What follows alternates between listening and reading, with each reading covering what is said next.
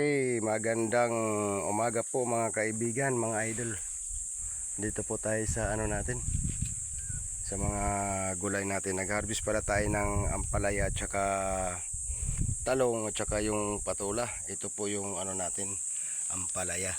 Siguro ito mga idol, mga 1 kilo ito. Ito naman, yun natin mga 3 kilo siguro. Ayan. At saka yung patula, itong patula marami-rami ito mga idol. Ayan po.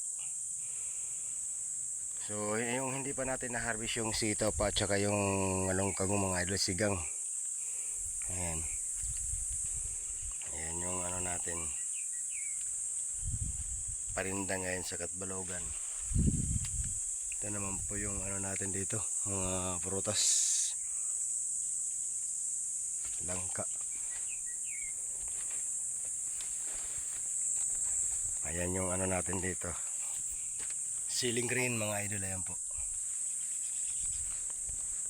May mga bunga na yung ano natin, mga siling green. Nakahalo lang to sa sitaw mga idol. Ayan po. Oh. Yan yung siling green natin, nakahalo sa sitaw. Pinaghalo ko lang sila para mas maganda.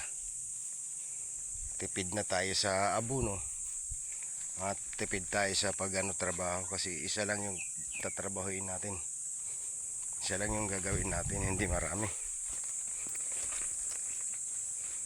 Itong ano, hindi pa tayo nakapagtanim ng maayos kasi ano, maraming trabaho pa at mainit pa.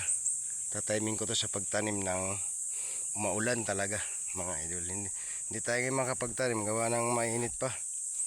Baka mamatay, masayang yung ano natin, yung pichay, yung punla natin, baka masayang.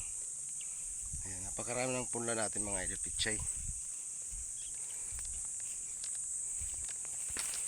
Ayan yung siling green natin, oh.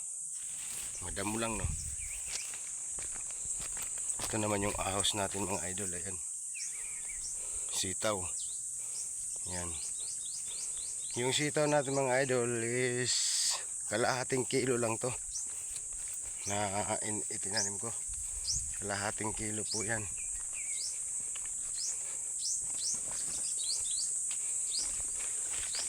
So yun lang mga paps.